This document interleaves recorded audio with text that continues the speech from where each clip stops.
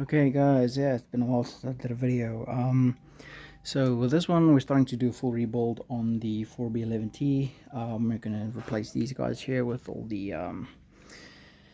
ARP studs, and this is my personal build for the Evo 10. So yeah, I've never been really good at making videos, so just bear with me with some editing mistakes. I'm not a professional in terms of content creation. Yeah, long story short, my health has kind of been degrading, so yeah, I won't be able to do this forever. So we're just gonna make some videos of basically all the stuff that I know. So this one might be a bit long, might have a lot of information on it. We'll see what the future holds, but yeah, I've always wanted to build an academy on these things, but I never got around to it, which is kind of why I, stopped all the things, moved to another country and all that. So that way you guys will get better content, better everything, because there's always like projects that are half finished, because I mean you got to get the car out, you don't have time to like film things. So with this one we're probably going to be doing a really nice build on this from the ground. I'll cover everything that I've learned over the years, tips and tricks that you need to know working on this and that. Anyways, so yes, let's get started. So this is 4B11T Evo 10 engine. First things we got to do is got to back from the engineer, so we probably got to check all the specs on that and everything. But first of all, we got to get these caps off, so they are numbered on there. Now you can't really always see it that way, so what I like to do with these ones, step one is just mark your journals on these. So I knocked that thing off. These are the ones that got to go in there. So you've got to take these out when you're machining the block. These are wall squirters, which I think the 4B11 NA does not have, so we're going to be installing them. We'll cover everything with torque specs and all the other things. We're not in the workshop at this stage, just working from the home at this stage, so yeah, just bear with me, and we'll see how far we get. Right, so trick I'm going to like to do is to get my paint pens, give that a bit of a clean. I trace out the number, I'll wipe it off. Got a nice clear number on that one. Repeat that on the other ones. So this, like I said, it's going to be a long video. Probably going to go into some metallurgy and everything as well, saying well we got the parts we got and all that stuff. And, damn it, I really shouldn't put those things there. I think I'd know that by now. Yeah. So this is just a normal paint pen that I'm using, running over the letters and just wiping off, and you've got nice clear depictions of the numbers that you're working with. Obviously you got to be clean with these things, you don't want to have any dust or anything like that in the vicinity. I have to get the knot in there. So yeah, a lot of the stuff that I do is basically my own experience I've done over the years, things that I've done by work. Like I said, this is my car that we were going to be working on, so you'll probably see a whole lot of things that some people don't agree with, but I've done it for years. Well, once I've done it for years, just what I believe. Often when you're building something, you've got to follow what the client wants, not always what you believe, and always follow the RFM initial specs. Make sure you're doing things right. So first things here, now we've marked this 1, 2, 3, 4, 5. We're going to put these ones in. I'm just going to rest that in there. We're going to take these journals off now. So yeah, a little bit rusty. Haven't built an engine in, what's this now? Probably 2 years now. 2 years, 3 years. I'm still working in the trade, but I'm not really working in the trade. I'm doing other things. But yeah, I still got a passion for automotive and everything, but I just can't do the things that I used to do anymore, sadly. So is what it is. Anyways, yeah, so let's get these caps off here. So interesting thing, you'll see at 4B11T, you got your 4 caps on there, 4 bolts on the caps instead of the normal 2. Wait, that's 13. That's not 13, it's 15. No, it's 14. Oh, okay, lost my touch. Yeah, that sits on there nicely. And so we got this back from engineering. So they did a lot of things for us here. That got the block ready. So the last video we had, it was a what's called again, the block was out of round. a whole bunch of things came up. The guys did a really good job at it. I'll probably turn the engine over, we can have a look at those things they did a bit later. We're probably going to do the bottom end, but for this video we're mainly going to cover the crankshaft assembly, bottom end, probably put the cradle on. We'll see how it goes. But yeah, like I'm literally just on a Saturday afternoon just hitting my engine, rebuilding it. So I paid way too much for this car, I know that. Probably would have been best to scrap it, but always got to fix everything. It's broken when I say it is. Till then it can still be done. So yeah, got a little stand here, running that through.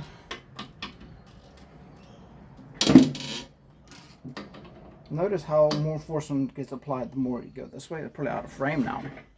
I gotta check on the frame on that. There you go, and then the last one here. Hold on to that. Should be good. So now, so the reason I'm doing this by hand and not using impact tools, I'm gonna check that I'm still on the frame. Yeah, it should be good. Really put it there. Everyone should be able to see that nicely. Yeah. Let's see if I get a light on here. Doesn't really make a difference at all. Yeah, I'll leave it there. Anyways, yeah, so with these, let's get my tool here.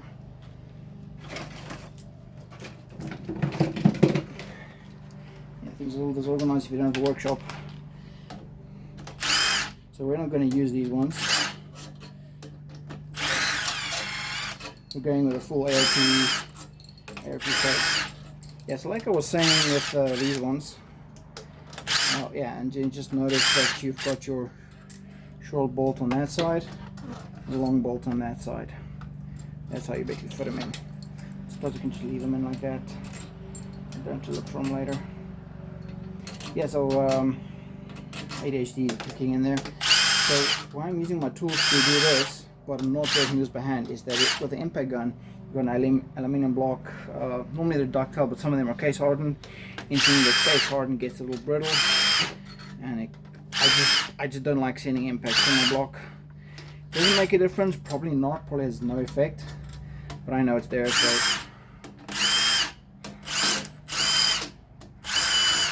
I'll put these out there. I'm not a good video editor, otherwise I've done a time lapse. But yeah, I'm pretty good at fixing things, not so good at making videos. Initially I just made this for a bunch of technicians doing specialized work, but I'm going to try and actually do something that's more community focused. Now just checking all the bolts are loose, and that you don't want to get these cups mixed up. So the reason being is that when these are built from the factory, these are solid pieces, and they actually get line bored. Now, interesting thing to notice here,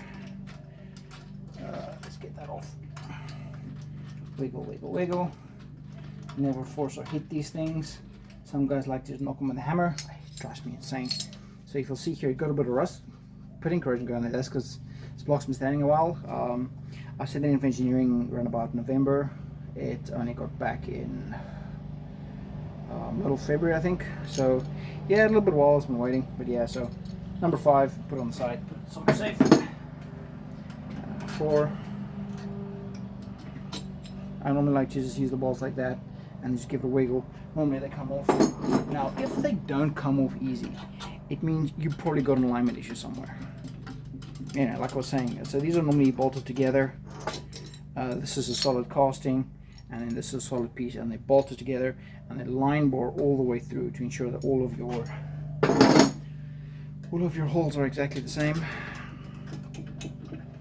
I hope this video doesn't get too long. It's got a lot to cover, and yeah, a lot to do. But yeah, this is like normal full-time assembly. No editing, no movie magic, just engine assembly. Now one thing I want to show you guys is the orientation of these rings here. Try and do this quickly here. So you can see your piston squirter, how it kind of like goes to the side. So that's basically to get oil flow to the piston. You want it on that wall. This also helps for cooling, so we just got to put these in. Factory spec I think was like 15 Newton meters, wasn't that much, But yeah, we're just quickly going to install them and just give them a nice little snug on there. So these will obviously affect your oil pressure, so we're just going to put them in there. Make sure we get some threads on there. Let's put it 17. Yeah, 17, at least I got that right. Yeah, right, so let's do that. Let's see, we've got a little extension here maybe. Now one thing to notice with this, where did I put my extension? Okay, well I don't got it here. I'll just probably put it somewhere, I don't know where it is. Get it later. So one thing I want you guys to notice with this, if you look at that one, let's have a look here. So 4B11T Ultra Squirter. Here you have your, focus please, thank you. Here you have your bolt that goes in there. So oil pressure comes in there, comes out these little holes here, which align up with those little holes over there. Those little holes there. And then that feeds the oil to the air, which goes to your pistons. Now, if you look closely here, you'll see that this, okay, no, never mind. No, I thought it was like a nut on a thread piece, but if you can look closely there, focus, please, thank you. Here, camera, focus, focus. Anyway, but you can't. Let me just do this. Focus there. Can you focus? Okay, I'm not going to worry about that anyway. But yeah, you can see that there's one solid casting on that, so you can see that they're going on there. Let's get the oil squirters in. See, we're at like 11 minutes. Basically going around in circles here. Lots of talking stuff. So you want to get the squirter fitted in properly. Then you want to catch threads on there. Squirter goes in, catch the threads. Squirter goes in, catch the threads. Okay, there we go. And by hand, give it a look. The sock's probably too big for this. Let me go get another socket. This is not going to work. Yeah, so impact sockets here. These ones are for impact tools, but you can see the thick wall thickness. Let me get another one. I can show you guys the difference. Okay, righto. So this is the. Let's do that there. 17. You can just see the difference in wall thickness on that. So impact tools, normal use. Don't use impact tools on this. Only these for normal things. They're just different. These only work better in general. Like honestly, I use them for everything. That's why they're so worn out. But sometimes you just need something a little bit thinner. So yeah, so a lot of guys still use tools on these things, speed it up. But I still like doing things by hand. Look how much easier that is compared to the other way. Cause you just got to have that feel, you know. Now these, luckily on the 4B11s we have these locking pins where they go in, so you don't have to worry about your alignments and whatnot. Very light component, hollow, don't over torque them, just make them snug.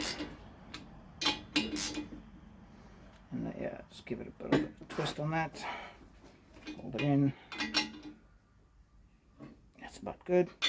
Notice how little force I'm applying, because these are at the end day hollow metal components. Too much force, you crush them. Too much, you strip your threads.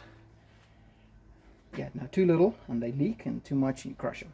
So yeah, that's basically the long and the short of it. So next thing we're gonna do, try the bearings with the crank. Yeah, let's maybe do the studs first. I think that's gonna be easier. So let me go grab them studs. They're here. Probably super exciting to watch. Yeah, so we got our ARP ones. This is for the 4B11 T. Lots of trinket stuff. So RFMs, lots of RFMs. These are your torque specs. 7 newtons on the M10 studs and 32. What am I saying? 70 foot-pounds on the studs and then 32 on the M8 studs. And yeah, that's probably good to know. Keep that close by. Normally I work in newtons, but luckily my torque wrench is right on them both. So yeah, let's get that going here. So assembly lube, important. So these ones are what you use for, I just want to see if you guys can see that on the camera. Yeah, so these are the ones that you use for your studs. Now, interesting thing I want to talk about these studs is they actually do not have a rating. And see, one side is taller than the other one, so you want to make sure that you got the correct cap on. Let's cover that first. Probably should be wearing gloves at this point, although if you don't have gloves, you can just like do a little bit of dab of engine lube on your hands. That should be good enough as well. Let's maybe do that because you can get sweaty and corrosion on it. So I've got two ones here. This is the engine assembly lube I used, Permadex Ultra Slick engine assembly lube, and then here we got the VP assembly lube. Now personally I just think this is just engine oil. I see very little. This is the high viscosity, like a Ft-lbs engine oil or something. I don't know, they say it works, but then again, I've never really used engine assembly lubes on any of my things, just because it's the Evo and we plan to be doing a lot with it. We're going a bit big on this, but normally you could just use normal engine oil. Obviously for high performance applications, you want to take a bit more care because every little thing matters.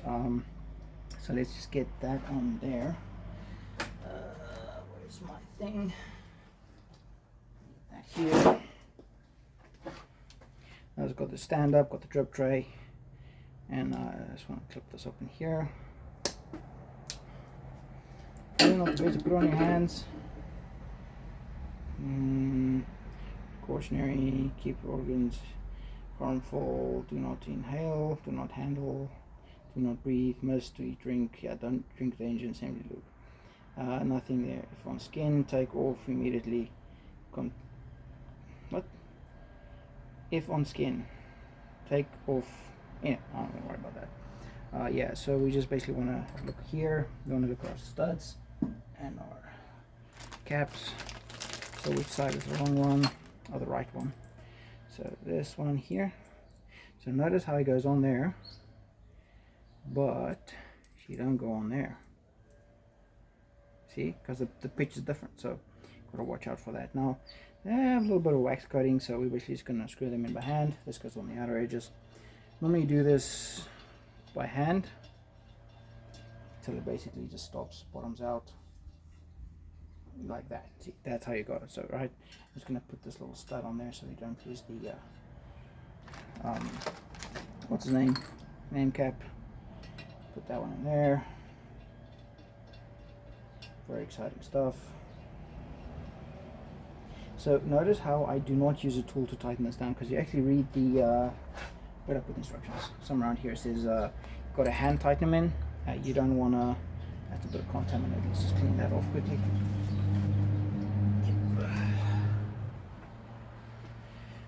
There we go. Take that off there. It goes in there.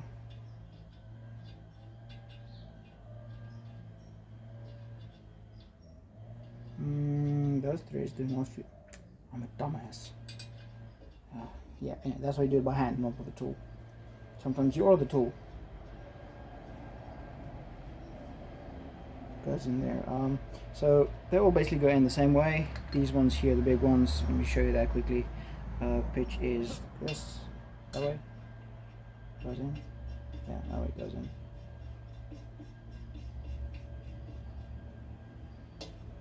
Did I do that right? Yeah, just put them in there. So they got to go in free, so you probably want to clean up the threads. That's kind of why I left the bolt in, so I know the threads are clean. Yeah, I did actually put that thing in the wrong way. I'm a dumbass. Yeah, don't put them in the wrong way. Cap to the top. I hope that's within the frame, actually. I haven't even checked if that's within the frame. You guys can barely even see what I'm doing. Yeah, move it up a little bit. There's an idea. Let's zoom out a tiny bit. Yeah, now you can see it. So yeah, that's the thing. That on there. Hand tighten it in all the way.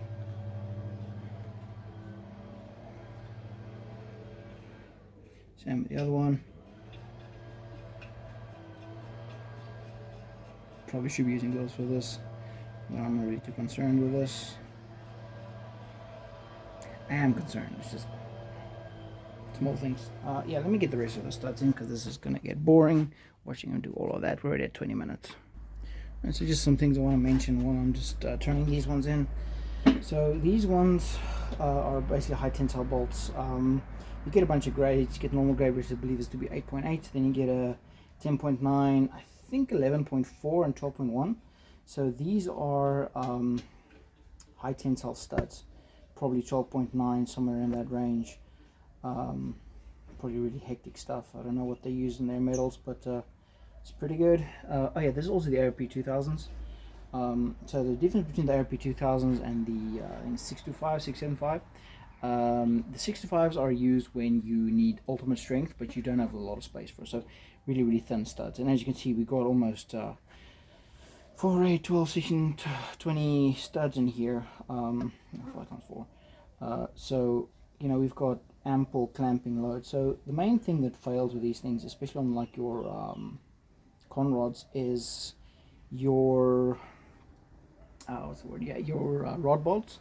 They tend to fail because they can't handle the heat. So basically, for instance, revving up, you've got to bring all that weight up, but you also got to bring all the weight down when the thing's moving. So you have the piston force pressing it down, and that's basically most of the time what fails. So if you basically just do like a stud kit upgrade like this, you probably can get a whole lot more out of your factory engine. Basically, first time I'm doing it, so I don't know exactly where the limit is, but yeah, I know some guys are running in the 450 kilowatts, 500 kilowatts range just with upgraded rod bolts, but we'll get to that in a bit. I just want to get all these ones fully assembled in. Probably someone in the comments freaking out like, oh no, you're not using gloves, not following the correct procedures, oh no. But this is the correct procedure for as I know, just not using gloves. Because your hands are sweat and oil and corrosion, I just lubricate my hands, make sure the corrosions get on there, so it's like salt, sweat, things like that, and that basically sorts them out. Yeah, so let me finish this with these studs. I just want to mention that part of the studs, and we'll carry on shortly. Alright, I got those in there. Now, you might have noticed I've been putting in this one, just because your torquing comes from the top end down, not so much the bottom end. I don't want these things coming loose. And not that I think they will, but yeah, these are mainly for the top end studs, which we'll be getting to now. So now we basically going to take out our ones. Roll number 1, pointing towards the front of the engine. Take that one off. Clip in number 1. Nice fit. Righto. First one. Second one. Third one. Fourth one.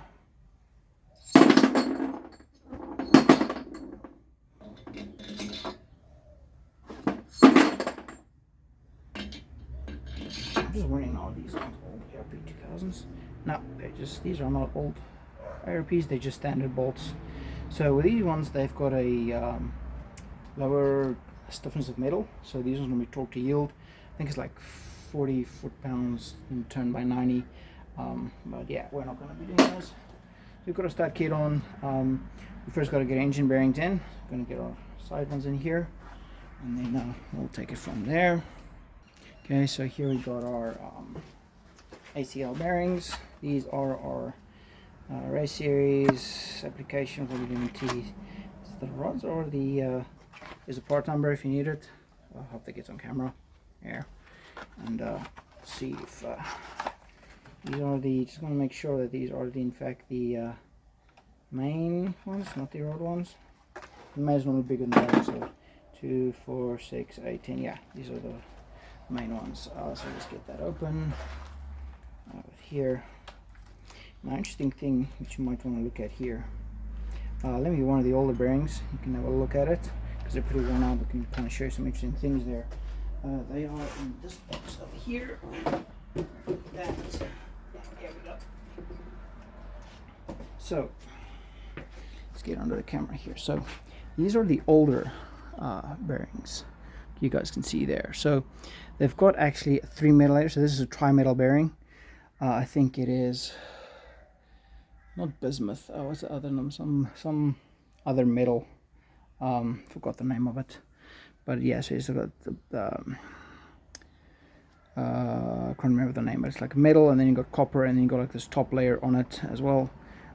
So you want to be mindful of your oil galleries here, where the oil is flowing through, so you can see, you know, where the oil flows through and that. So we'll get on that quickly here.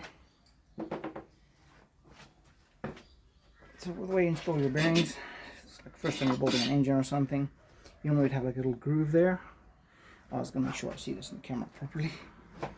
Yeah, so got your little groove there, right? And you want to fold that groove in there. I probably shouldn't use this one. This one has to go on the other side. It's got the galleries, so I'll put that in there. Let's get the one that does not have those ones in. Just give me a second. Okay, and we're back. So here we got the crank holder. I forgot what it's called. You don't want to get anything real on that end of it. Slot it nicely inside there. Let's do this on the camera. So slot it in that little groove there, and then that's a bit low. There, nice knife, hold it in like that, and squeeze it in. And now your bearing's sitting flush. Now notice a little bit down on that side, so he's got to give it a bit squeeze here, there. So this is called bearing draw. Notice how the bearing slightly above what it should be, that little tiny bit there, and that basically has to count for your thermal expansion on the things. Now normally, should your engine be all stuffed up, you can basically machine down this part and rebore it, or what they normally do is they just cut the crank one size down, and then I'll have that. So checking that our arrow is pointing towards the front of the engine, making sure we don't have any contaminants there. Let's put this other one in first. Do that there, just balance there for me, will ya? Try not to touch the surface there. You want to keep that as clean as possible. I probably should have done this before putting in the studs. Yeah. So notice how your can I show that here? Notice how your holes there line up with your oil galleries. One important thing to look out for. Sure, oil's on that, so that's the bearing in. Damn flaws everywhere. That's the first one. Basically done. We'll put the crank in a bit. I'll show you guys how we do that in a moment. So that's all about the bearings. Do these other ones quickly, and then I will resume that. It's basically the same process in all of them. I don't know how to do time lapses, so we just have to pause and resume. Okay, right, so we've got them in now. We have our bearings in there. Notice that we have the smooth one without the oil channels in it. Well, we have the oil channel bearings in there. So I'm just gonna park this one here. We're gonna install the crankshaft next, and then we'll cover all that. But the video's getting a little bit long, so we'll probably do a few of these, and then we'll just upload that and see how it goes. So we basically got our old journals, old squares assembled. So I did that. We got our studs installed, and we got our bearings installed. Obviously now the next thing would be these caps. I'll probably try and put the torque specs in the what's his name description. But yeah, small ones there, 2 size caps. I don't think I've got a socket for this now I think of it. These are all multi hits. So yeah, small stud goes there, big stud goes there. But we're going to put on our ARP lubricants on that just to show you guys where it goes. We'll put the crankshaft in next. I'll show you guys what to look for there, and then we'll carry on from there. Right, so that's the first entry level on this one. See how far we get today, and yeah, I'll take it from there. Thanks guys for watching. I'll put the specs in the comments, and then we'll see you in the next one. Have a good one.